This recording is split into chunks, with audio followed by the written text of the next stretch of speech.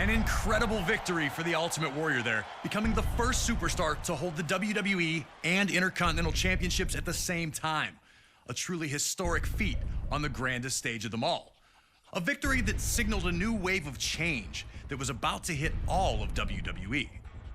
Rowdy Roddy Piper managed to change his luck in WWE when he captured his first championship in the company at the 1992 Royal Rumble. The wrestling world rejoiced for Hot Rod as the fiery superstar showed true emotion in the moment, revealing how much it meant to him. Once the most reviled man on the roster, he was now appreciated for his authenticity. Everyone was happy for him, except for one guy. Bret the Hitman Hart had changed his status in WWE in the spring and summer of 1991. When his legendary Hart Foundation amicably split the team, Bret would use the opportunity to springboard up the singles rankings, winning the Intercontinental Championship at SummerSlam that year. Wanting to be an active champion, Bret faced off against all comers, finding victory each time out. Until a few nights prior to the 1992 Royal Rumble, when Hart lost the Intercontinental Championship. And before he could get a rematch, Piper had swooped in and won the thing. The last thing the Hitman wanted to do was ruin Roddy Piper's moment. The two were close. Piper had trained in the family dungeon and spoke glowingly of not only Bret, but his entire family. I gotta tell you how much I love your family. I gotta tell you how much I love your mom. I knowed you, I know this guy since he's been knee-high to a grasshopper. Respectfully, the two agreed to compete at WrestleMania 8, which would emanate from Indianapolis, Indiana. But Piper understood that many felt Bret lost that title at less than 100%, and that he'd have to defeat Hart in the ring to get those people on his side. And while both men claimed they'd keep it respectful, most everyone understood what happens when you push Roddy Piper to the edge. And trying to take something from Roddy Piper is one way to do it, especially when it's the first title he ever held in WWE. And so it was Bret Hart's technical mastery against Roddy Piper's street fighting in an unheralded classic was produced by two absolute masters of their craft. And while they both tried to keep it friendly, you just knew it wasn't gonna last. Nearly 20 furious minutes of action unfolded between the two, each with near victories along the way. Blood, sweat, and tears was never more appropriate. The two gave their all on the goal of earning the WWE Intercontinental Championship. So, get in there and do your best to beat Roddy Piper to the punch. But beating Hot Rod is no easy task, even if you are the best there is, the best there was, or the best there ever will be.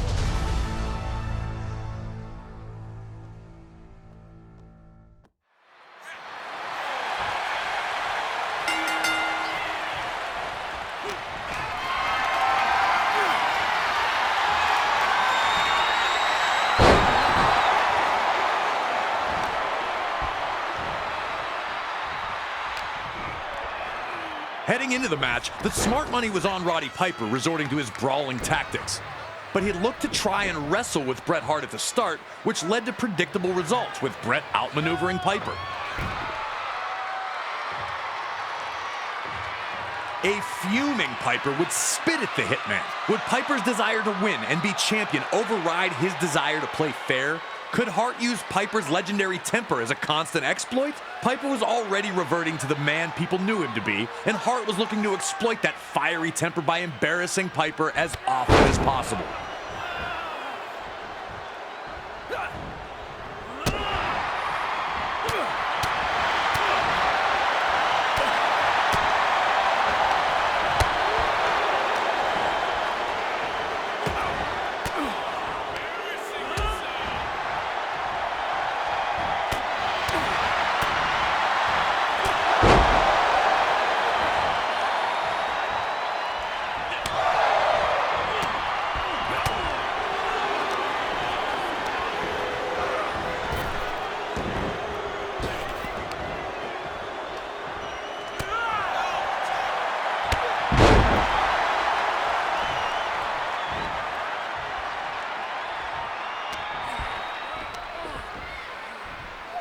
Piper continued to show glimpses of the old Hot Rod, but still tried to play by the rules. He was desperate to remain champion, but his respect for Hart and his family kept him from unleashing that old demon inside. And Hart used that to his advantage, tricking Piper by feigning a shoulder injury after landing awkwardly on a dropkick.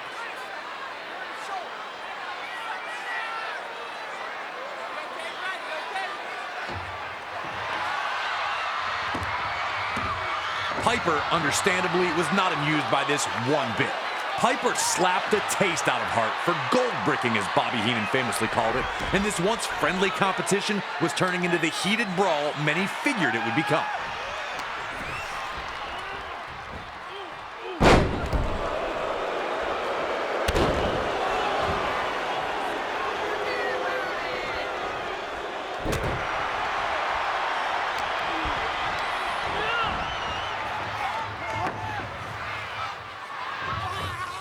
The tension was growing between the two, but they were still trying to keep it sportsmanlike. The Hitman sent both tumbling to the floor with a crossbody.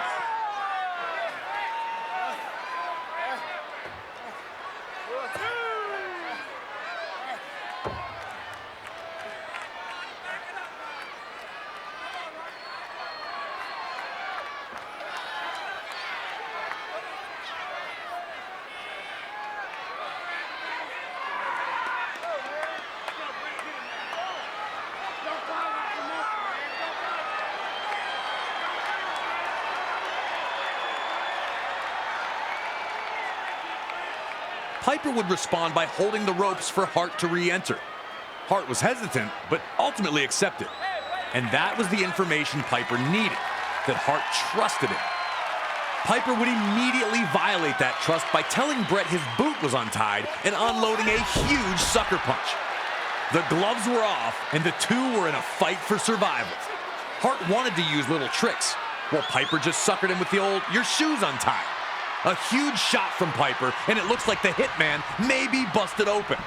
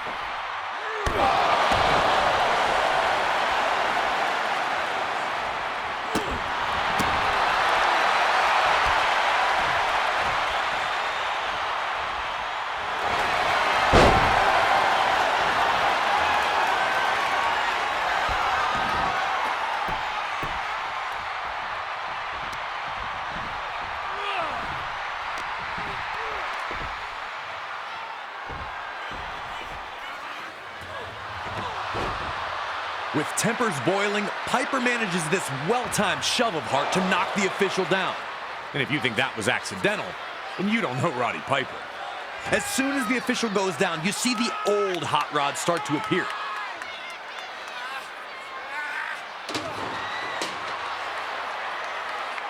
He's brawling with Hart at ringside. He's throwing him into the ring steps.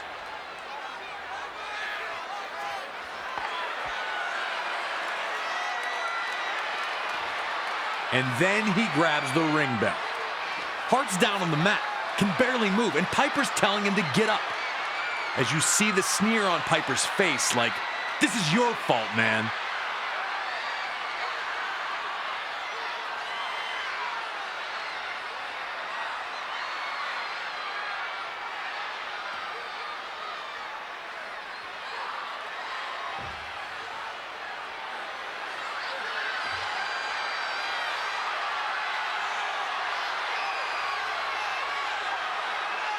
As Piper measures Hart up for the bell shot, you can see the inner struggle.